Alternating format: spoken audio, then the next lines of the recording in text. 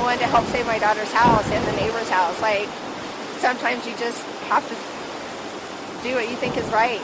I mean, we were about ready to leave, and I saw a bunch of smoke, and my daughter said it was coming from up the canyon, and it wasn't. It was right below the ravine, and it was within 10 yards from her property line. So I got the hose and I started spraying, and it did help. Water does work a miracle with fire.